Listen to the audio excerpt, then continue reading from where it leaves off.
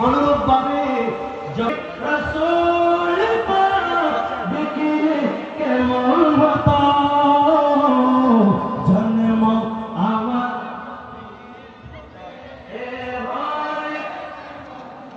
আসতাম সে হাজরাতে বেলালের মধুমতি হয় ওই দুইজন ফেরেশতা জান্নাতি যদি হয় যদি জান্নাতি ইমানদার হয় ও কমিশনার বিল্ডিংয়ের সম্মানিত এলাকাবাসী যারা বাইরে তারা অন্তর্গত আমার বাবা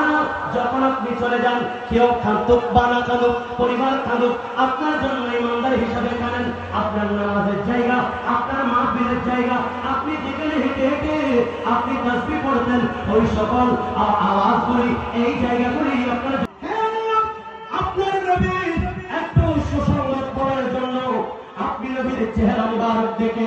যাতে একটু কলিজাকে ঠান্ডা করে আপনি নবীর কবরে দেখার সাথে উম্মতগুলোকে যাতে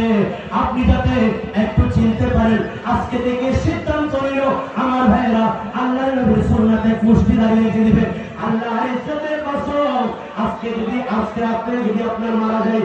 আপনি আজকে যদি মারা যায় কালকে এই সময়ের মধ্যে আমার দাফন কাফন শেষ হয়ে যাবে আমার বাবারা এখনো রাখেন নাই শুধুমাত্র নিয়োগ করেছেন আল্লাহর নবী আপনাকে কবরের মধ্যে হাসি দিবেন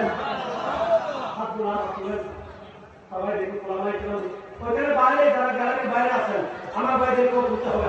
নবীর সুন্নাত আল্লাহর ইজ্জতের কসম কালকে যদি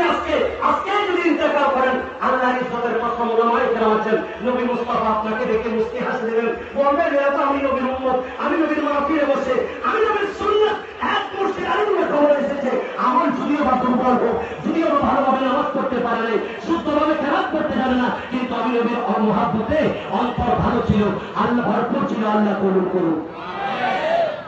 আজকের মাহফিল সাকসেস মদিনা পারে তারা সারা আসলে মদিনা সাই আইলো নাকি সাই আইলো জান্নাত আব খোদার দুনিয়া সাইবার কিছু বলেন খোদার দুনিয়া